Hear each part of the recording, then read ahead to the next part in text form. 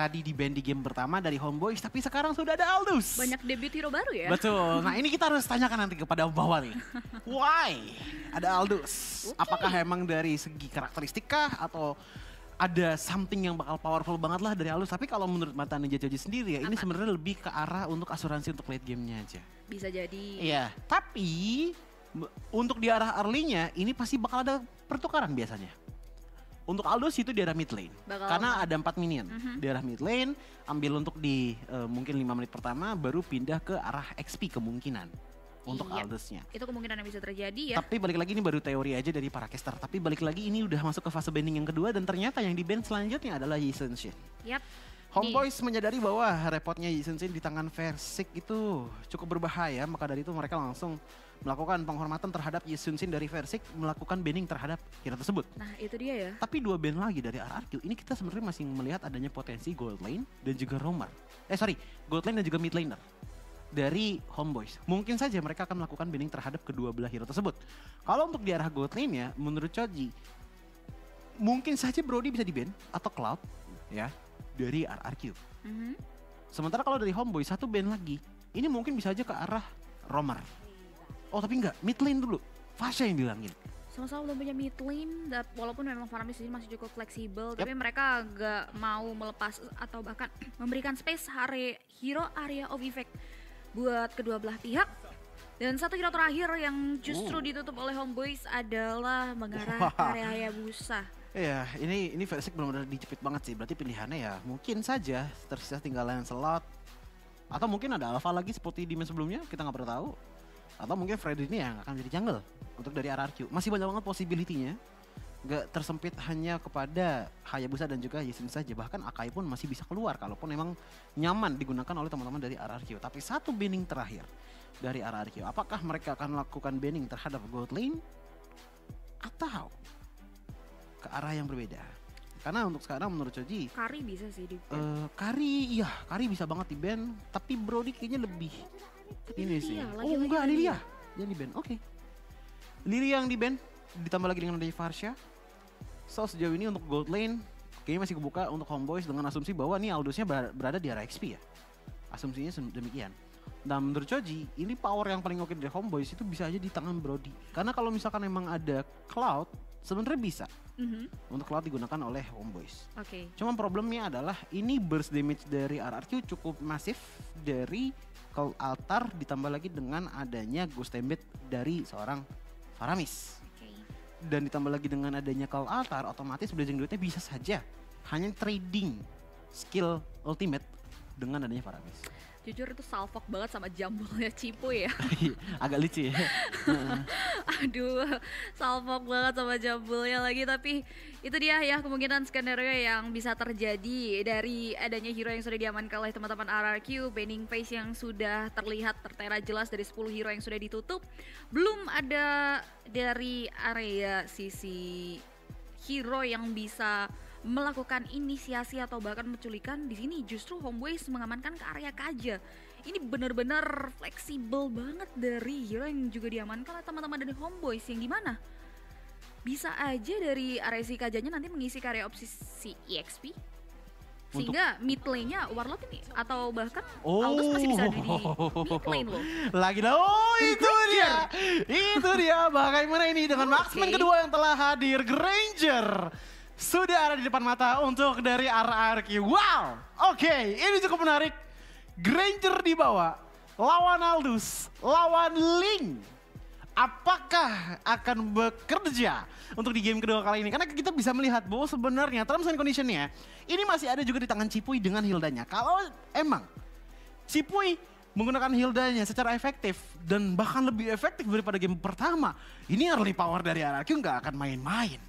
Power dari Granger sudah tahu banget kita bahwa dari bullet terakhirnya yang warna merah itu punya burst power yang sangat-sangat masif di arah early game-nya. Dan ini bisa dibilang salah satu notable hero sebenarnya bagi teman kita yang nanti akan juga nge-cast Gyo Joshua. Yoi. Yes, benar sekali. So, itu dia udah lama banget ya nggak lihat counter naturalnya Esmeralda yang memang jarang banget lihat di patch-patch sebelumnya. Tayrot. Bentar dulu nih, berarti sama-sama nggak ada gold lane ya. Anipnya berada di arah gold lane. Untuk di XP-nya sepat menggunakan Direct. Banana menggunakan Fredrin. Oke, ini cukup menarik dari kedua belah tim. Dan kita sudah lama sekali tidak melihat adanya Granger. So, apakah this is the moment where Granger returns? We'll see. Kita akan lihat sebentar lagi ya conclusionnya akan seperti apa dan juga visualisasi. Karena itu dia 10 hero yang sudah ditutup dan 10 hero yang sudah diamankan. Dimana dua-duanya menduga bahwa 10 hero tersebut bisa mendatangkan kemenangan bagi keduanya. Dan kita akan lihat bagaimana dari kedua belah tim nantinya mendapatkan objektif yang mereka inginkan. Karena kalau ngomongin komponen hero yang sudah mereka amankan sebetulnya lagi-lagi balance ya. Mereka punya power yang cukup untuk pertempuran di area objektif Netral Turtle. Dan juga nantinya untuk team fight prolong di area sisi mid game to late game. So kita akan lihat karena kita sudah memasuki ke area arena Land of Dawn kita. Diri Chibi dan juga Versik sama-sama diberikan bantuan sedikit dari teman-temannya untuk ngamanin karya hal yang sama, yaitu Orange Bow mereka, sedangkan Sepat udah langsung dipaksa untuk melakukan defense dengan adanya flicker yang dia miliki. Banana bakal coba dive in ke area objektif Tara, tapi sayang sekali dengan adanya Clay di sana membuat Sepat tak berdaya lagi. Tanpa adanya defensif tambahan, satu buah first blood pun berhasil diamankan oleh pemain RRQ. Oke, untuk sekarang early power masih dipegang oleh RRQ dengan cukup baik ya. Dan bahkan dengan hilangnya dari Sepat otomatis untuk di arah XP-nya, seenggaknya Banana agak sedikit enteng lah. Karena kita tahu bahwa Direct ini adalah tank killer. Dan cukup berbahaya juga untuk 1v1 melawan Direct berkat power penetration yang dia miliki dari Spectre Step-nya. Pindah ke top lane, Chipuy yang masih mencoba untuk ngeganggu ke arah Chibi. Ini agak susah sih. Sama seperti di game pertama tadi, dimana kalau di game pertama tadi ada Baxia, kalau sekarang ada Warlord yang memberikan slow dengan cukup parah. Yes, itu dia 4 pemain cukup meriah dari tim RRQ mengarah ke area top lane, menitik beratkan untuk membuat Sepat agak sedikit terseok-seok di awal agar nanti kontribusinya tidak terlalu fokus ke area sisi XP lane, tapi ada 3 tenacity yang kita lihat ada di tubuh Banana, Chipu yang memang selalu berada di garda depan, dan juga Clay yang nantinya akan melakukan kolaborasi serta adanya beberapa penetrasi dari Rapture yang juga diamankan oleh seorang Versik, Clay, dan juga dari sisi Bangsin ya terkait emblem yang diamankan di menit kita yang pertama. Sedangkan Chibi udah mulai coba untuk mengarah ke area objektif Turtle yang pertama. Berikut juga dengannya Versik yang berada di area objektif tersebut, tapi nampaknya kedua belah jungler tersebut mengurungkan niatnya. Chibi terpantau mengutamakan orange buff-nya terlebih dahulu, sedangkan Chipuy yang sudah menerima informasi bakal coba untuk memberikan distraction tambahan, dan Versik diberikan kesempatan untuk memulai mempoking karya objektif Turtle. Clay menarik karya Barbosa dan nampaknya tidak ada kontes yang cukup mendalam, namun Chibi datang dengan adanya hard guard yang ada di dalam tubuhnya membuat satu buah objektif Turtle pun berhasil diamankan oleh pemain-pemain RRQ. Berikut juga dengan adanya serangan lanjutan dari seorang Chipuy sehingga Chibi, sang pemegang Retribution pun ikut tewas di area hutan. Oke, untuk 3 menit pertama, permainan dari teman-teman RRQ ini bisa dibilang cukup stabil dan cukup terorganisir. Bahkan kalau kita ngelihat udah ada Bangsin yang mencoba untuk langsung aja menginvasi ke arah purple buff dari Chibi itu sendiri. Dan siapa yang ngambil ternyata masih bisa diambil oleh Chibi juga, tapi Sin dengan 2 baris speed tersisa udah mulai di-engage juga oleh teman-teman dari Homeboys, membuat dia pun cukup lunak untuk dipulangkan tanpa melakukan recall. Tapi Chipuy masih belum mau berhenti, masih mencoba untuk mengganggu. Bahkan Chibi dengan cuma memiliki 3 bar HP ya, ini benar-benar dihajar habis-habisan oleh Chipuy. Bahkan nggak cuman ke arah Chibi, Warlord pun kalau emang jadi target ya udah sekalian aja. Tapi Clay secara diam-diam ada tarikan sedikit ke arah Chibi, dan dengan energi yang cukup sedikit, Chibi ternyata masih bisa pulang dengan cukup baik. Yes ya, kalau kita lihat serangan dari Chipuy ini gak madang bulu. Semua yang glass cannon selalu bakal coba untuk dihajar ketika berjalan di hadapannya. Dan sejauh ini teman-teman RRQ sebenarnya masih di posisi yang diuntungkan ya, melalui 3 objektif tadi Turtle, 2 poin kill dari nyawa pemain Homeboys. Sedangkan teman-teman dari Homeboys di sini masih cukup bermain dengan aman, belum ada respon team fight lebih jauh lagi untuk mendatangkan kompensasi. Sedangkan Barbosa juga mulai mencari-cari cara untuk siapanya yang nanti bakal diculik, karena lihat di sini Barbosa nggak bisa memberikan serangan atau bahkan memberikan defensif ke area laning lainnya karena fokusnya mengarah ke arah Chibi. Udah ada 1 buah Divine Judgment yang mengarah ke arah Banana, bakal coba untuk di follow up lagi dengan area 1 buah hard guard yang datang dari seorang Warlord yang mengarah ke area 1 pemain. Tapi sayang sekali serangan yang datang dari pemain-pemain RRQ membuat Chibi harus tewas tuh kali kedua. Ya, ini bisa dibilang power dari Granger juga udah mulai kelihatan ya, yang dibawa oleh Versik dengan Last Bullet sebagai salah satu finisher utamanya. membuat Chibi pun tadi nggak bisa bergerak lebih jauh lagi. Dan lihat bagaimana Cipui pun udah benar-benar ngeganggu banget ke arah purple buff. Dan ini adalah advantage yang tidak bisa mereka raih di game pertama dari RRQ. Purple buff di game pertama dari Ling itu selalu diambil dan sekarang ini udah mulai diinvasi sebanyak 2 kali. Walaupun di percobaan pertama gagal, tapi seenggaknya di percobaan kedua sudah didapatkan.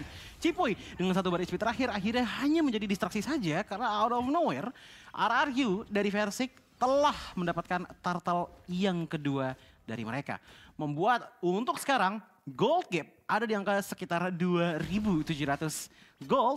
Membuat RRQ punya early power yang sangat masif. Dan ini akan melakukan pressure lagi terhadap Anip sih. Yang dimana oke lah dari tadi dia dengan nyantainya, dengan nyamannya mengambil beberapa minion yang ada di top lane. Tapi kalau dari segi teman-teman yang lainnya tidak bisa sustain terlalu lama-lama di saat prolong team fight, ini bakal jadi bahaya juga. Tapi lebih bahaya lagi untuk Faramis dari Clay karena sudah mulai terekspos dari segi positioning yang membuat dia pun terpick off dengan cukup mudah di tangan Homeboys. Yes, 4 pemain Homeboys all in ketika mendeteksi hadirnya Clay yang hendak melakukan rotasi karya bawah.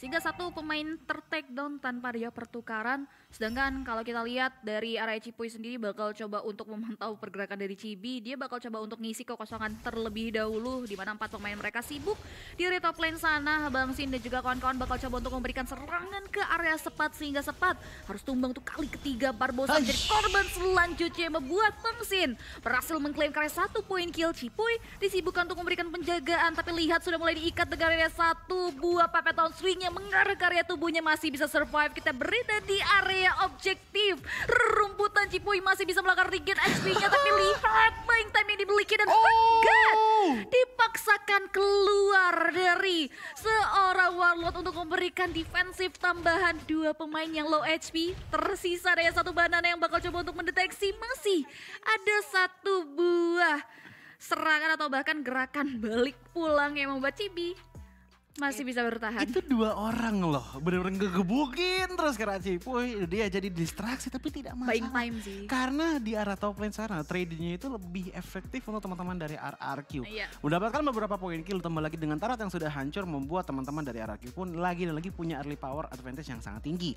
Apalagi untuk di arah top lane tadi ada Anip yang menggunakan ke arah Aldous.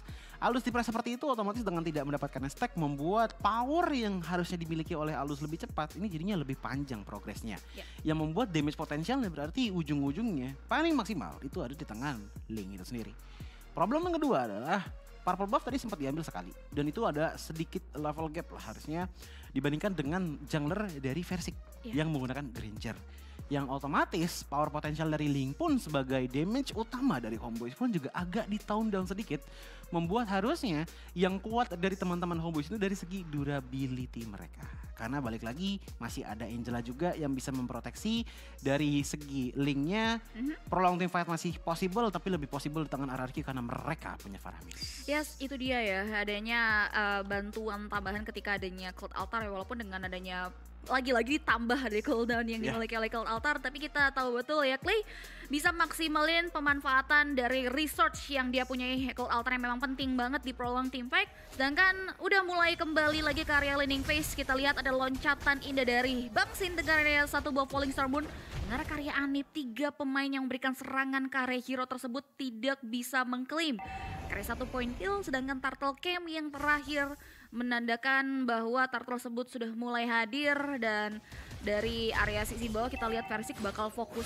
Lihat kekosongan sudah mulai terpantau. RRQ bakal coba untuk fokus mengarah karya objektifnya. Sedangkan Bang Sin di sini disibukkan untuk memberikan penjagaan yang cukup ketat. Tapi ada Clay di sana yang udah ready untuk memberikan sedikit backupan karya Bang Sin yang udah siap untuk memfokuskan karya wave minion dengan ada 1 buah Falling Star. Oke, seenggaknya dengan adanya Clay di area top lane, Bang Sin bisa dibilang cukup tenang lah. Karena kalaupun memang dia dicoba untuk dipush oleh teman-teman dari Homeboys dengan ada 3 player dari Homeboys, seenggaknya masih ada protective maneuver dengan ada Cold Altar yang dimiliki oleh Clay. Tapi Clay pun sebetulnya sudah mulai ketarik, udah mulai ada flicker juga. Tapi akhirnya Cold Altar pun nyalakan, Banana pun ikut the team fight.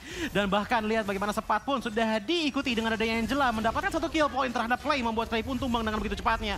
Dibalaskan dengan Sepat yang hilang juga. Chibi harus pulang terlebih dahulu. Tapi bagaimana dengan Warlord? Karena Warlord juga nggak bisa kemana-mana, membuat dia tertumbangkan di tangan Cipui. Ditambah lagi dengan korban selanjutnya dengan Anip yang sudah tumbang juga, membuat pertukaran untuk di game kali ini sangatlah beneficial untuk RRQ dengan 3 player dari Homeboys yang sudah menghilang. Yes, lagi-lagi lihat Cipuy singgah Tuh area kan, purple diganggu lagi sama Cipuy. dari seorang Cibi yang membuat Cibi benar-benar fall off banget. Dan tadi kita lihat momen terakhir Warlord yang tertinggal dari rombongan yang membuat akhirnya 3 pemain dari Homeboys tumbang Cipi. seketika. Ini Versik udah ngantongin Blade of Despair sama Hunter Strike. Sementara Itu kalau dia. kita ngeliat dari segi item defense, ini baru ada Steel Lake Blade sama Letter Jerkin dari Dira. Aha. Kalau kita ngelihat ke arah Alus, ini baru ada Radiant Armor, Steel Lake Blades, Vitality Crystal, dan Jauh juga banget Letter sih. Jerkin. Yang paling bisa menahan banget damage dari Grangernya Versik itu cuman Kaja dengan Antivirus dan juga 2 Letter Jerkin. Nah itu dia, ditambah lagi tadi banyak banget sebenarnya team fight yang kepecah yang membuat Yes. akhirnya dari teman-teman Homeboys kalang kabut untuk menghindari serangan yang diberikan dari beberapa pemain RRQ. Sedangkan Anip di area top lane sana harus diberikan serangan atau bahkan ter-take down begitu saja karena tidak kuat menahan gempuran dari 2 pemain Versik dan juga seorang Banana. Sehingga Homeboys lagi-lagi mengalami kerugian yang cukup mendalam. Perbedaan networknya pun sudah mulai terlihat cukup signifikan di angka 5.000, 6.000 lebih. Bahkan ini mempengaruhi item yang memang dari tadi kita lihat juga mereka bertahan hidup dengan beberapa item pecahan belaka. Iya. Dan gini mereka udah mulai coba untuk cari cara harusnya ya, karena permainan culik dengan hadirnya Barbosa menggunakan Kaja ini sama sekali tidak bisa direalisasikan ke area pemain-pemain RRQ. Sebenarnya gini, kalau kita ngeliat dari segi gameplaynya pun RRQ sebenarnya bukannya nyantai gameplaynya, tapi lebih teratur. Yap. Bahasa yang lebih tepat untuk permainan dari RRQ. Karena kita bisa melihat bahwa dari segi team fight pun dari tadi itu sebenarnya skirmish kecil, nggak terlalu besar. Tapi sekalinya skirmish, 2 player didapatkan dan bahkan lihat Granger pun dari Versik itu langsung mendapatkan Lord tanpa adanya kontes. Membuat game itu seakan-akan nyantai tapi sebenarnya teratur. Yap. Apalagi kalau kita ngelihat untuk dari segi turretnya, ini outer turret dari Homeboys semuanya sudah menghilang. Dengan adanya 1 Lord ini, seenggaknya paling minimal harusnya ada 1 turret yang bisa dihancurkan oleh RRQ. Dan melihat bagaimana Banana juga sudah mulai membuka teritorial dari Homeboys. Homeboys pun sepertinya akan dipres habis-habisan kecuali Anip di arah bottom lane sana yang seakan-akan sepertinya lagi mencoba untuk melakukan split push. Tapi ini dia Bang Sin sudah mulai masuk dengan adanya loncatan yang dilakukan Warlord dengan 1 Desonata terakhir ditumbangkan di tangan Versik membuat mid lane turret pun terbuka dan Cibi memaksakan dirinya ke depan sana. Tembak seperti itu dinyalakan untuk melarikan diri tapi pada akhirnya terkena 1 tarikan membuat dia pun tertumbangkan juga. Tersisa tinggal hanya Anip dan juga Barbosa untuk melakukan defensive manuver. Sementara Anip baru melakukan recall 5 detik hingga ke base tapi lihat bagaimana dari mid lane turret inhibitornya sudah dilancarkan oleh teman-teman dari RRQ dan langsung saja straight push terhadap base turret dari Homeboys. Apakah bisa di-defense? Dan sepertinya dengan power dari RRQ sudah terlihat bahwa RRQ pun berhasil menjalankan tugas balas dendam mereka dengan memberikan 2-0 melawan Homeboys. Yes, again and again kita menyaksikan adanya sweet revenge from Indonesian team RRQ.